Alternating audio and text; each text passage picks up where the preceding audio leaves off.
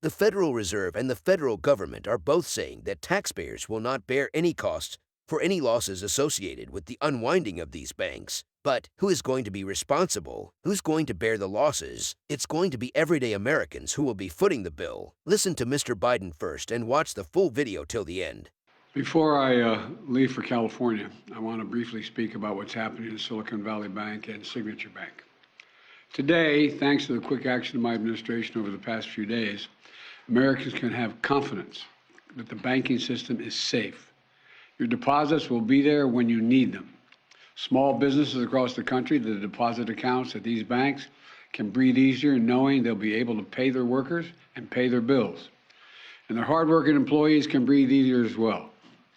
Last week, when we learned of the problems of the banks and the impact they could have on jobs of small businesses and banking system overall, I instructed my team to act quickly to protect these interests. They've done that. They've done that. On Friday, the government regulator in charge, the FDIC, took control of Silicon Valley Bank's assets. And over the weekend, it took control of Signature Bank's assets. Treasury Secretary Yellen and a team of banking regulators have taken action, immediate action. And here are the highlights. First, all customers who had deposits in these banks can rest assured, rest assured they'll be protected and they'll have access to their money as of today. That includes small businesses across the country that bank there and need to make payroll, pay their bills, and stay open for business. No losses will, this is an important point, no losses will be borne by the taxpayers. Let me repeat that. No losses will be borne by the taxpayers. Instead, the money will come from the fees that banks pay into the Deposit Insurance Fund. Because of the actions of that our regulators have already taken, every American should feel confident that their deposits will be there if and when they need them. Second, the management of these banks will be fired. If the bank is taken over by FDIC, the people running the bank should not work there anymore. Third, investors in the banks will not be protected. They knowingly took a risk, and when the risk didn't pay off, investors lose their money. That's how capitalism works. And fourth, there are important questions of how these banks got into the circumstance in the first place. We must get the full accounting of what happened and why those responsible can be held accountable. In my administration, no one is above the law. And finally, we must reduce the risks of this happening again. During the Obama-Biden administration, we put in place tough requirements on banks like Silicon Valley Bank and Signature Bank, including the Dodd-Frank law to make sure that the crisis we saw in 2008 would not happen again. Unfortunately, the last administration rolled back some of these requirements. I'm going to ask Congress and the banking regulators to strengthen the rules for banks to make it less likely this kind of bank failure would happen again, and to protect American jobs and small businesses. Look, the bottom line is this. Americans can rest assured that our banking system is safe. Your deposits are safe. Let me also assure you we will not stop at this. We'll do whatever is needed. On top of all this, let's also take a look at a moment to put the situation in a broader context. We've made strong economic progress in the past 2 years. We've created more than 12 million new jobs, more jobs in 2 years than any president has ever created in a single 4-year term. Unemployment is below 4% for 14 straight months. Take-home pay for workers is going up, especially for lower and middle-income workers. And we've seen record numbers of people apply to start new businesses, more than 10 million of them, more than 10 million applications over the last 2 years starting businesses. Now we need to keep this progress going. That's what swift action that my administration over the past few years is all about.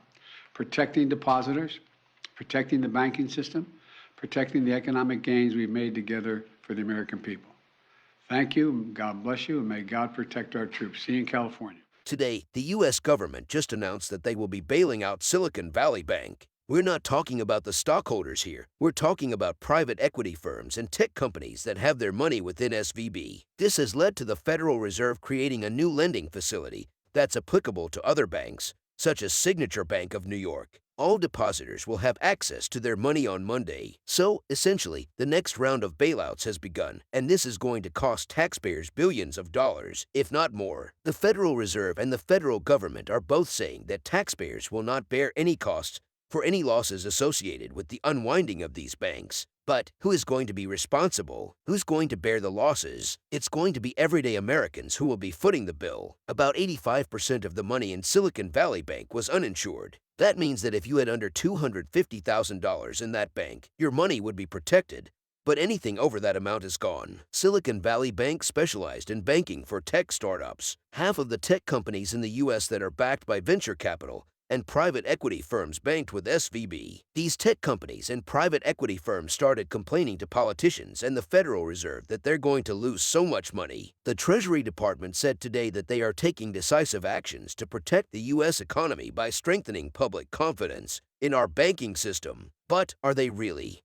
What they're really doing is bailing out their friends and donors. This step will ensure that their friends and donors will be made whole at the expense of everyday Americans. Silicon Valley Bank was just a poorly managed bank that could not get their controls right. They screwed up, they made bad decisions, and they had a bank run. Somebody's going to pay for those losses, but the government says that nobody will. This whole magic money thing has gone too far, and we're paying for it with inflation. These bailouts are going to continue for the rich and wealthy, and it's going to make the inflation situation worse. It's also going to reward bad decision-making and more wealth inequality. We're going to be told and sold some very lame excuses. At the end of the day, all the private equity firms and their tech companies that house their money within Silicon Valley Bank are going to benefit. This means that the banking contagion is now all over. You can no longer have contagion when 100% of deposits are covered. After this, we're going to see some weird things happen. When the government ensures that you cannot have a bank run, the banks are going to start going nuts. This is ultimately just encouraging the banks to act more recklessly, not for the bigger banks, but for the smaller banks, and the regional banks will be happy because they're not going to lose their money. They're not going to suffer the consequences of their own bad decisions. And that's the real problem here. The government is stepping in and essentially saying that they're going to protect these big banks and private equity firms, but at what cost? It's going to be the everyday Americans who will be paying for this bailout, and that's not fair. In the end, this bailout is just another example of how the government is putting the interests of the rich and powerful ahead of the American people. It's a frustrating situation, but we need to stay informed and stay vigilant to ensure that our voices are heard and our rights are protected. So, that's all for now. Thank you for tuning in, and don't forget to subscribe for more updates and insights on the latest news and trends in finance and economics.